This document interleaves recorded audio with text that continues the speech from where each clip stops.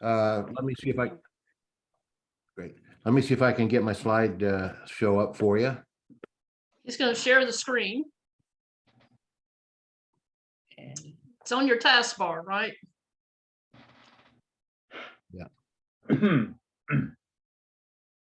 Well, looking. while you're doing that, I just want to say that I have the highest respect for the Emmerts. I've been in Memphis Investor Group since 2001.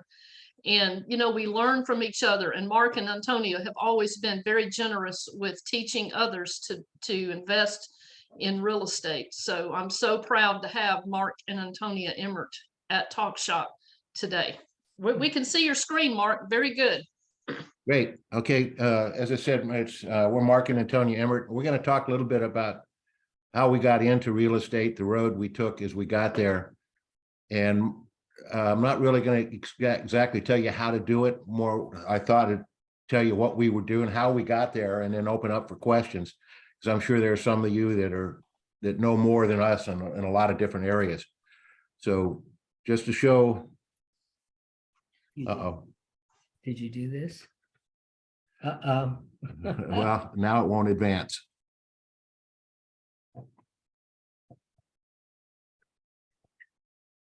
There's no arrow on it. I know, and this is what I did last time. Oh, it's always something. Well, Antonia, do you want to talk while Mark is working on the technicals? Well, he's going first.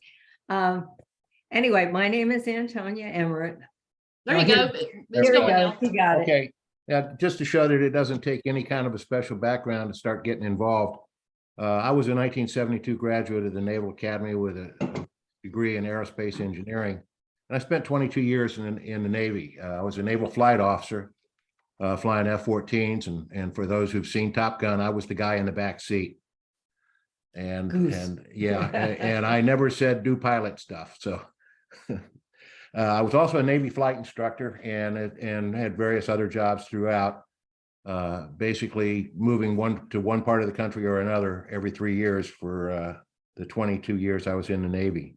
I retired in 1994. My wife is also in the Navy, as she'll tell you. And so for a few years, I kind of followed her around. We lived in Italy for a bit, and then we came to Memphis.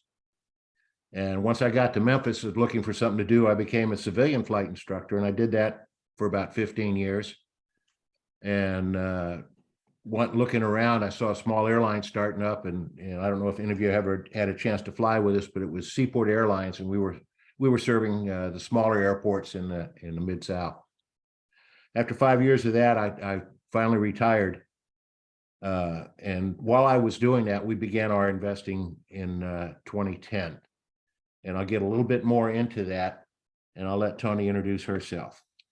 I'm Antonia Emmert, and unlike Mark, I lived pretty much in the same area of the country for most of my formative years and young adulthood, but I did a lot of different things. I was born in New York City across from Central Park, and the first month or two of my life, I slept in a drawer in my grandfather's apartment. My parents moved to Glen Cove, Long Island, New York, and we lived in one apartment, then another apartment, but my father's dream was to own a home. So he worked really hard. He had a full-time job and part-time jobs, and I would get up in the wee hours of the morning just so I could see him. I graduated from Long Island University with an MS in biology, taught high school, junior high school sciences, then moved to the Philadelphia area, and I did research in pathobiology at the University of Pennsylvania. And it's there I met somebody in the Navy, and I told one of my neighbors that she was visiting, and I said, oh, I sure wish I could do what she's doing.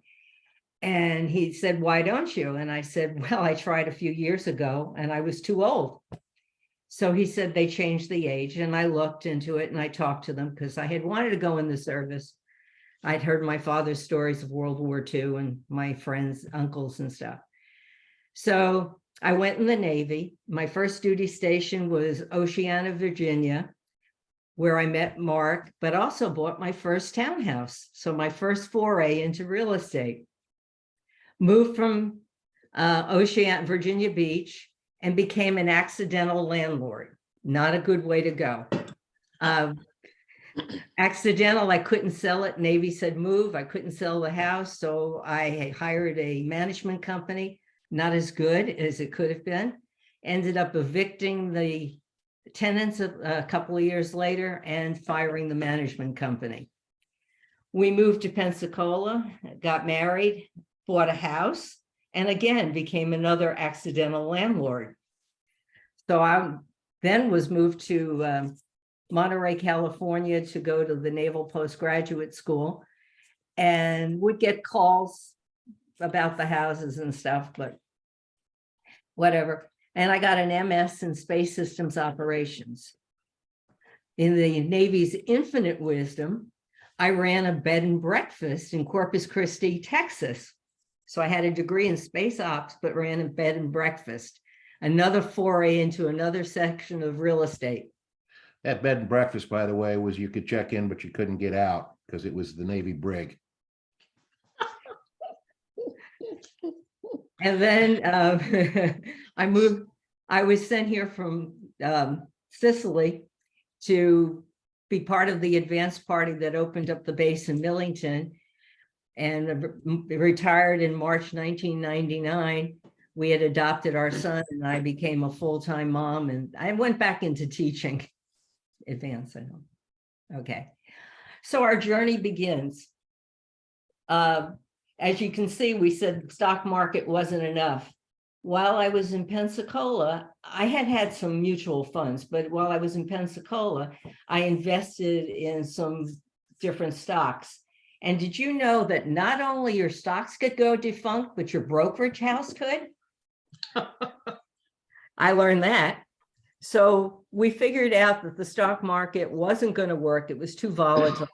Our son was now in junior high, and we couldn't count on a steady income. We had our retirement, and we had Social Security, but that would allow us to just sort of live. And we needed something to provide more income and let us get involved and meet people. So while washing the dishes one day, I heard an ad for Rich Dad, Poor Dad courses, Robert Kiyosaki's group. And most people have heard of them. And a lot of people at MIG, when I asked, raise their hand and say, yeah, that's how we got involved. So we went to a 3-hour seminar, bought the weekend seminar. And at the weekend seminar, we said, well, maybe with a little bit of training, this real estate thing could really work. It didn't do well on our own, but maybe it would work. So we bought a whole lot of courses, not as much as some, but more than others. And we got a lot of intensive coursework. We got the books and videos, and we spent a lot of money. Won't tell you how much, but just think of a whole lot. Yeah, just a whole lot. Go on. But the best advice they ever gave, they gave us 2 pieces of advice that really helped. One was we couldn't just keep going to courses. We had to buy a property if we were going to make money. And the other was to find your local real estate investors group, because that's where you were going to make your contacts. So this is our shameless plug, although I've heard it before. If you're interested in learning more about investing, come to our Memphis Investors Group. We meet the second Thursday of every month, so that's next week. And we have 2 early birds for people every month. Those change, everything changes every month. And then we have we have a main speaker. Is it this one? No, yeah. Okay. So what did we get from MIG? Well, we made a lot of contacts. That's where we met Lynn and Troy and Joe. And I don't know if Arnold Dormer, he's Morgan's grandfather, and Richard Scarborough. I don't know if any of you know him, but we met a whole bunch of people there. We got advice from investors and who know the market, and also they help steer us away from some big potholes, the type that you can drop your car in. So it was a good place. They have targeted speakers. I'm on the board this year. Mark is a key staff person. And every year in December, we meet, the board meets and decides what everybody wants. We send out a survey. And based on we have yellow cards at the end of each meeting. What did you like? What are you looking for? And the surveys, we decide who's going to speak next year and what topics need to be covered. So we got a whole bunch of motivation and encouragement from everybody in the group. They taught us to concentrate in one area. Yeah, when we first started, I thought about, well, Shelby County, we'll just wherever it is in Shelby County. And Richard one day pointed and says, yeah, and you've got a house in South Haven and you've got a problem in the morning, and then you've got a house in Millington, you got a problem in the afternoon. And then you got something out in Collierville and you're trying to get there during rush hour. You could spend your day on the road. So, you know, he convinced me that there were two things to think about. One was the time it takes to go from one side of Shelby County to the other, and the fact that Shelby County is so diverse. You know, every neighborhood and sometimes every block is different than the next, and you just can't know them all. So we also were told to consider the price range we wanted to concentrate on. And some of our training had told us you want to get the biggest group of people that could be your buyers or renters. So we concentrated on one price group. Your demographics, you don't want to be in a war zone. Although I know some people invest there very well, but we didn't want to be in a war zone. I wanted to feel safe going to that property at night. And we wanted to know about the neighborhood. Was it mostly investors or homeowners, or was it mostly rentals? And you had to be careful because some of the areas that are mostly rentals get run down. So that was why. Did you want to invest in single family homes, apartments, condos? And the school systems seem to have been key to our success. So to concentrate on one strategy at a time. And the reason the schools are important, I shouldn't have jumped, but the reason the schools are important is that people will live in these houses for 10, 12 years, whatever it takes to get their kids graduated. And not to go, we had the squirrel syndrome or the shiny object syndrome in the beginning. Oh, I want to do this. No, I want to do this. This looks good. So concentrate on one strategy at a time, learn it well, and then try something else. What real estate has to offer? Is that me? What we found was there were several things about it. One of them, the nice part about real estate investing versus some of the others, is you actually have a tangible product that you're and a physical product that you're talking about. You know, you invest in stocks or some of those others, and yeah, you can look at a spreadsheet and see how it's doing, but you don't have a thing. And to me, it's kind of esoteric as to where your money is. The nice thing about real estate is it always gains value over time in a couple of different ways. You know, you're looking for appreciation, but it's not just that. It's the fact that if you depending on how you do it, if you're renting, for instance, you can count on the fact that your renters are paying off a mortgage, which is in itself building up equity in your property. And of course, you can put the equity in by doing the rehabs and stuff like that.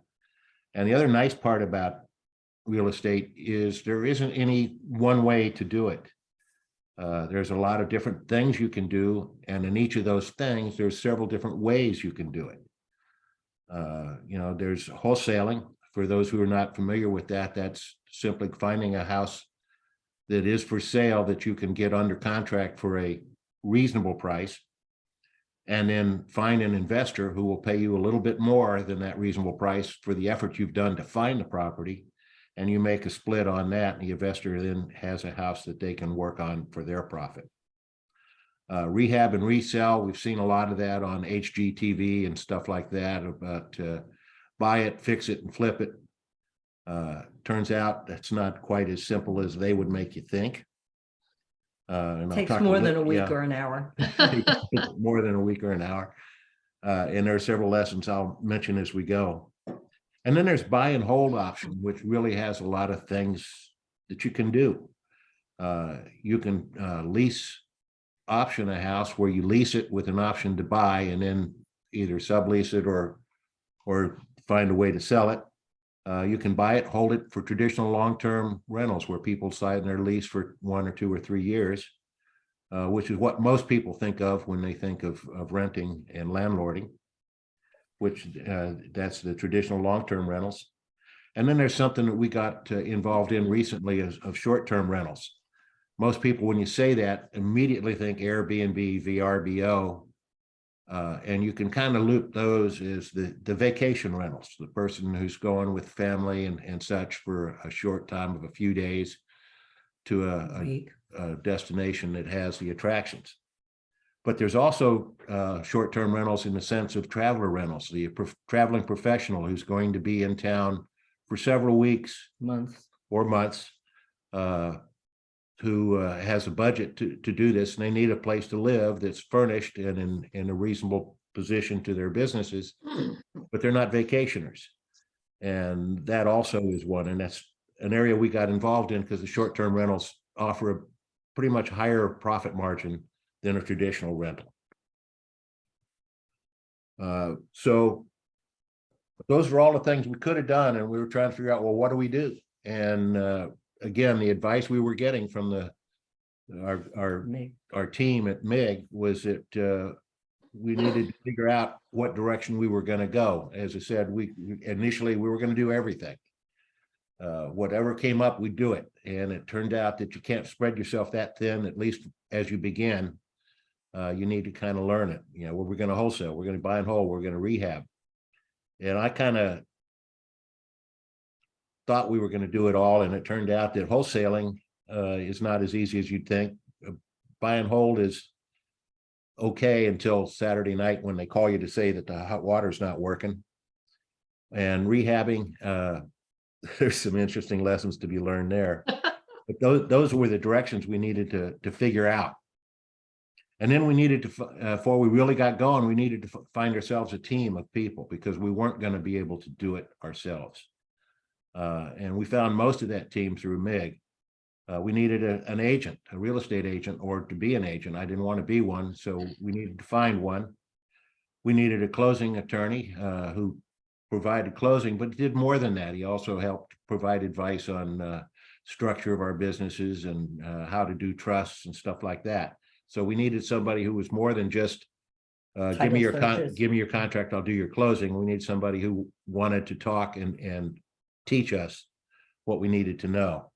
We needed somebody to do the home inspections because you can walk in and make a pretty good estimate, but you need somebody who's a professional who knows how to look in the corners and find the things that might come back to bite you in the end. You need some tradesmen. You need to know some plumbers. You need to know some electricians. You need to know where to get concrete work, landscaping, stuff like that. And you need to know an insurance agent. And all of those people we pretty much met through MIG. And I forgot. So around 2010, we started those Rich Dad, Poor Dad classes, and we went to a lot of classes. And we figured out what we thought we wanted to do, and we did a lot of analysis, but we didn't do a lot of movement. Around 2012, we joined MIG, and that was, again, at the advice of the Rich Dad, Poor Dad class. And people asked me if we thought we wasted our money spending the extraordinary amount of money we spent with Rich Dad, Poor Dad, and I don't think we did. But what we found out with MIG is we could have spent a lot less and learned the same things. The good part about MIG is the things we learned at MIG were the same things we had learned in the Rich Dad, Poor Dad classes, which told me that it was what we were being taught was solid information. But at that time, we finally bought our first house as a rental unit. We decided to concentrate on Bartlett, primarily because it was reasonably close to where we live. We live out in Fayette County in the Arlington area, and it has a solid school district, and people actually will rent houses there specifically because of the school district. We've had a couple of tenants that have been there 10+ years because they moved there for their kids, and they stayed there till they graduated from high school. And we still have that first house. We still have that first house. Since that time, we've bought 13 houses for long-term rental. Several of them we kept for a few years, and then when the tenants moved, we rehabbed and sold. We bought 2 houses for rehab and sale, and those 2 houses were both big lessons in how rehabs don't go exactly as you had hoped. And we did one wholesale, but that was kind of accidental. We heard about a house, saw it. It was not any of the areas we wanted, but we put a bid on it and then immediately ran into somebody at MIG who was looking for a house in that area and sold it. Yeah, we were at a luncheon and somebody said, I'm looking for a house in whatever the area was. Mark goes, I've got one. Yeah. So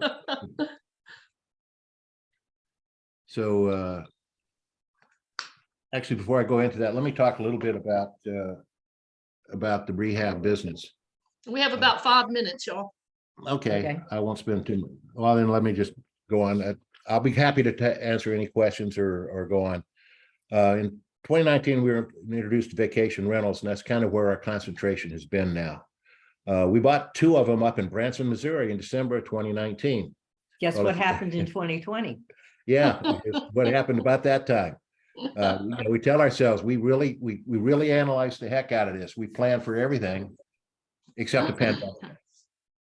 And we bought those 2 houses in December, and they sat empty until May. And I can tell you that come March, we were looking at each other, trying to figure out why we thought this was a good idea. But as you know, later in 2020, things started to pick up, and we pretty much broke even that year. And since then, it's been going very well. We bought our 3rd one up in Branson in March of 2021. And we are, in fact, rehabbing a house near the Coliseum, the old Coliseum, that's going to be for professional rentals near the Liberty Bowl. Just as a quickie, there's a picture of our 3 up in Branson. One of them is a 6-bedroom, 2 is a 4-bedroom. If you ever go on to Branson, we're on VRBO and Airbnb. And you can take a look there. We've got our email in the chat. You can contact us. We'll tell you which ones. And for the people who tell us they heard about it through Talk Shoppe, we can probably work out a friends and family discount sort of thing. But the lessons we learn is just remember that when you're in real estate, your profit comes from when you buy. If you buy right, then the profit's built in. Don't buy something until you know what you're going to do with it and how you're going to get out of it. If you're wholesaling, it's a simple business, but it's not easy. The secret is marketing, and then you're not sure what to do, market. If you're going to be a landlord, we found out that screening your tenants is critical. Once you get your tenants, training them to pay on time and to let you know about problems is critical, and you have to be responsive to their needs. And one other thing is your exit strategy may change. We had a house that had been rented. We bought, there were tenants in it. It had been rented for years, and we had to fix it up, modernize it a little bit. And by the time we finished, Richard came and looked at it, and he said, I wouldn't rent this out again. I would sell it. You'll make more money on it. And so that's what we ended up doing. So we had a planned exit strategy, but it didn't know, we changed. If you're doing rehab, 1 is the loneliest number. If you've only got 1 contractor in a field, he won't be available when you need him. And just remember that no rehab plans survives the first act of demolition. The second you tear into the walls, you're going to find stuff you didn't expect. And finally, if you're thinking about short-term rentals, understand that short-term rentals, you're in the hospitality business, not the traditional landlording business. When something breaks, you can't say, well, the repairman will be there in a couple of days. You got to get somebody there now.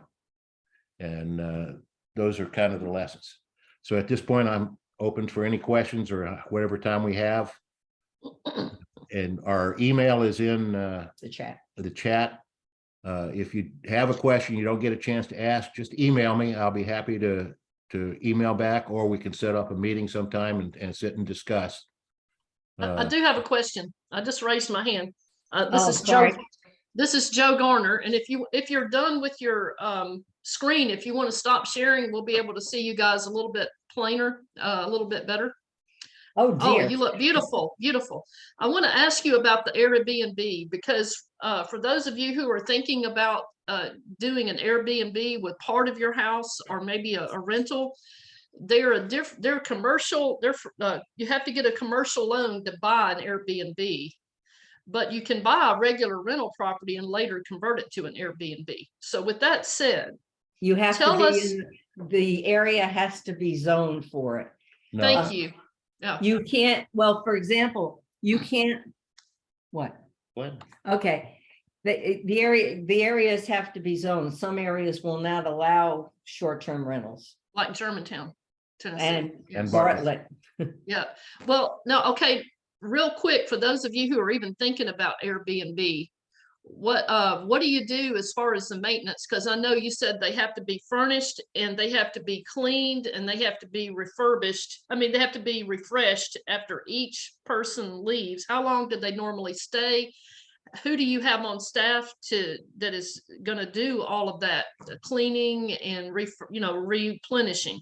We have a cleaning team and a handyman for each of those. Well, we have one from one area and one in the other. And the cleaning team are your eyes and your ears. They're the ones that tell you this broke or this doesn't look good, or, they let us know what needs to be done. And the handyman makes the first response if something isn't working. Like the cleaning team went and did a deep clean. They did a great job. They pulled out the stove, they cleaned behind the stove. But when the guests got there, the stove and the oven didn't work. And so we sent the handyman over, it was unplugged.